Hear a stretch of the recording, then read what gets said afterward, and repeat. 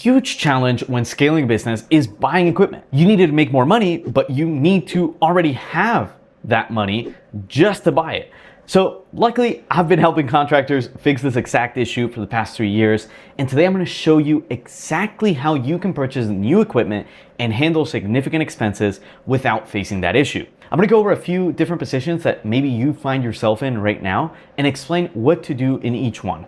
I'm also going to cover when you should buy new versus buying used, when it makes sense to either finance things or just pay cash, or when you should rent things. All right, so we'll get into those at the end. But for now, let's cover the 4 situations that you might find yourself in.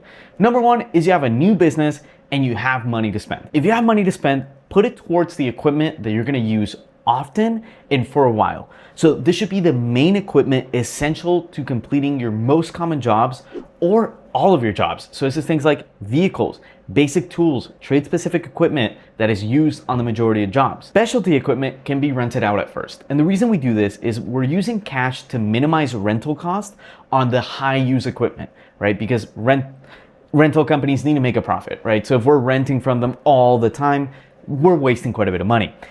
But we use renting to minimize the risk of specialty equipment. Imagine you buy an excavator that you use on, 10% of jobs and it breaks down, right? It wasn't that essential to the whole business, right? It's maybe 10% of your revenue comes from the excavator, but now you have to put maybe 50% of your monthly revenue or more in just fixing it. So that's the thing. If you see that the amount of revenue you make from something or the amount of use on a piece of equipment isn't that high, you can just rent it out at first, and then once you've already purchased all the essential tools that are used on every single job or the majority of jobs, then you can focus on buying those. But if you're a brand new business with money, focus on just purchasing the equipment that is needed on the majority of jobs. Now, what if you are a new business, but you don't have money?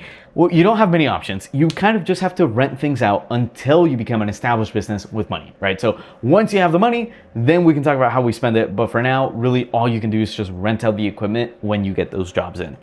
So let's say you are now an established business and now you have money. If you're replicating something that already works and exists in your business, so you're just purchasing it to expand your capacity, maybe you're adding another crew or whatever, then you can just buy it cash or finance it. We'll get into when to do each one later on, but if it's something that already works, that you already know is gonna make money, feel free to just purchase it.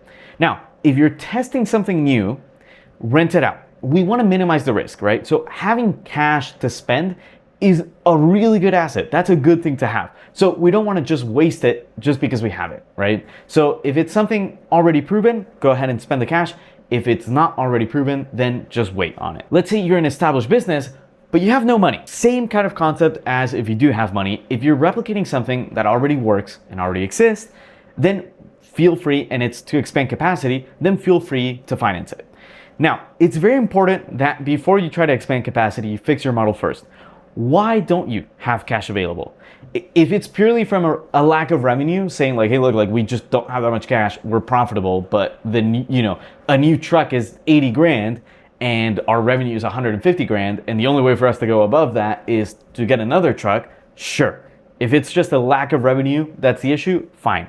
Go ahead and purchase it, expand your capacity.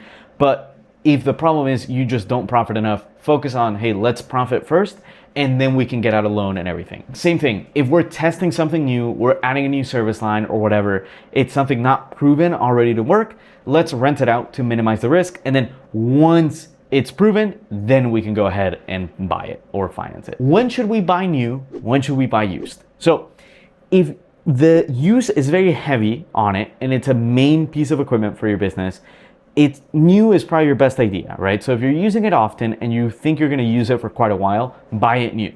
Now, if it's something that you're testing out or the use is gonna be very light or infrequent, then used is probably gonna be your best way to go. Now we get into the big one, cash versus finance.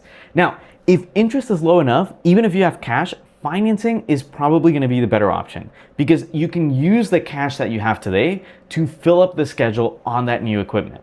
So if your CAC to gross profit ratio, and CAC is your customer acquisition cost, gross profit is how much money you make off each client when we take out the expenses of servicing that client, right? So if your CAC to gross profit ratio is 1 to 6 or greater, on the type of jobs that that new equipment would be used on, then you much rather just get the equipment and use as much cash as possible into your marketing.